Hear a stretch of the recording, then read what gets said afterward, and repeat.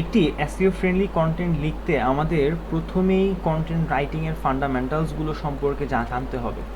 যেমন কন্টেন্ট কী, কন্টেন্টকে কেন কিং বলা হয়ে থাকে, আমরা কেনই বা একজন কন্টেন্ট ক্রিয়েটর হিসেবে কাজ করব, এতে আমাদের বেনিফিট কী, তারপর স্কোপসগুলো, ফিউচার স্কোপসগুলো ইত্যাদি ইত্যাদি।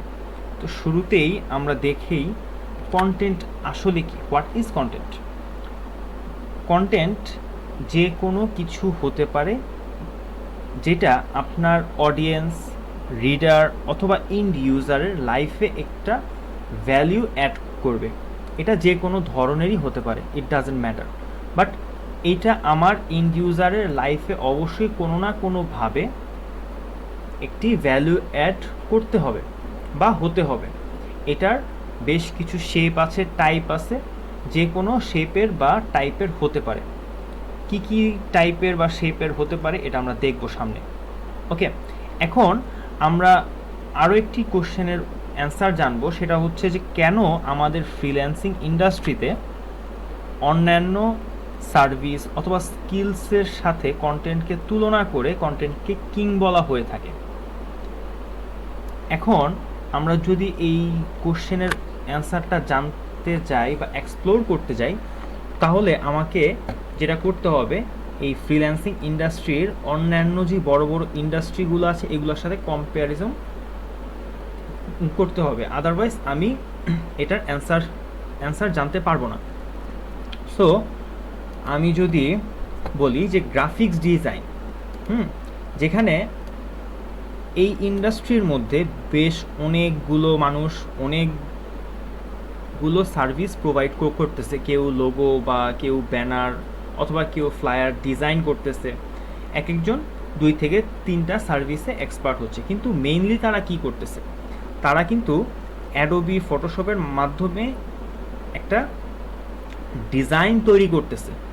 সাপোজ এই যে একটি আমার এই বর্ডার করা যে জায়গাটা আছে, এই জায়গাটা সাপোজ একটা ইমেজ। সো এইখানে যেই ব্যাকগ্রাউন্ড ডিজাইনটা আছে এটা আপনি গ্রাফিক্স ডিজাইন হিসেবে কাউন্ট করতে পারেন, ফর এন এক্সাম্পল। এখন এই ডিজাইনটার মধ্যে আমার যদি এই যে লেখাগুলো না থাকতো, এই যে লেখাগুলো আছে এখানে যদি একটু ইন্ডিকেট করি, এই যে লেখাগুলো আছে, এই লেখাগুলো যদি এখানে না থাকতো তাহলে কি এই ইমেজটা কোনো মেসেজ আপনাকে ডেলিভার করতেও পারতো না। আচ্ছা, তারপর আসতেছে হচ্ছে এই ওয়েব ডিজাইন অ্যান্ড ডেভেলপমেন্ট। এখানে কাজটা কি হচ্ছে, এইখানে ওয়েব ডেভেলপার একটা ওয়েবসাইট ডিজাইন করতেছে অনেক চমৎকারভাবে, অনেক অনেক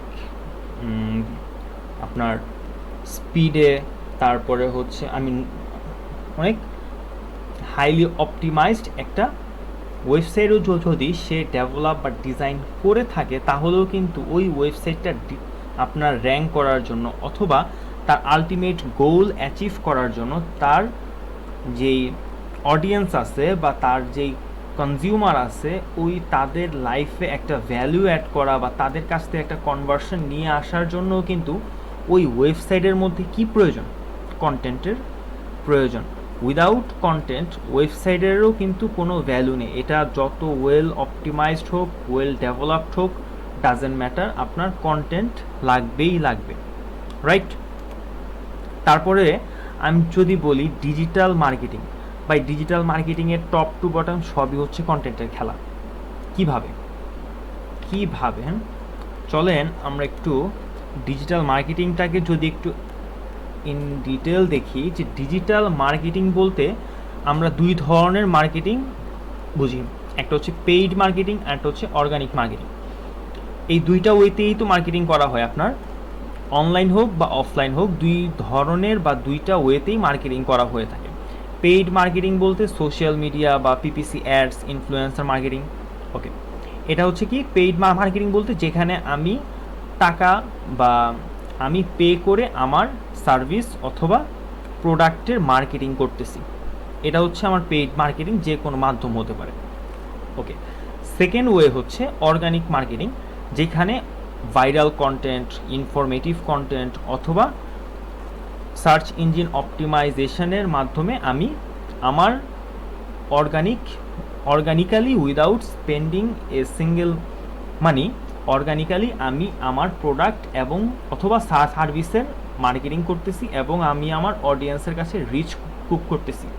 এটাকে বলা হচ্ছে অর্গানিক মার্কেটিং।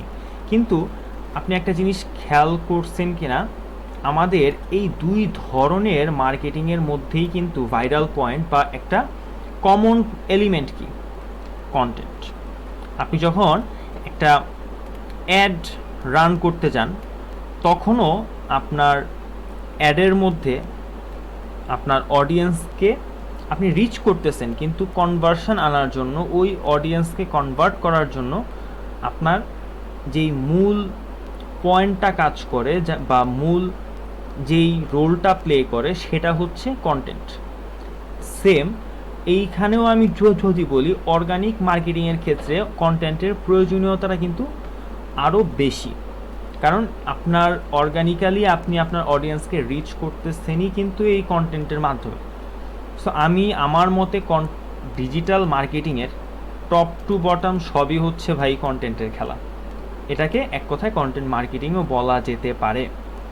দ্যাটস ওয়াই আমাদের এই ইন্ডাস্ট্রিতে কন্টেন্টের গুরুত্ব অপরিসীম, যেটার কোনো অল্টারনেটিভ নাই। দ্যাটস ওয়াই কন্টেন্টকে কিং বলা হয়ে থাকে। আশা করি সবাই বুঝতে পারছেন।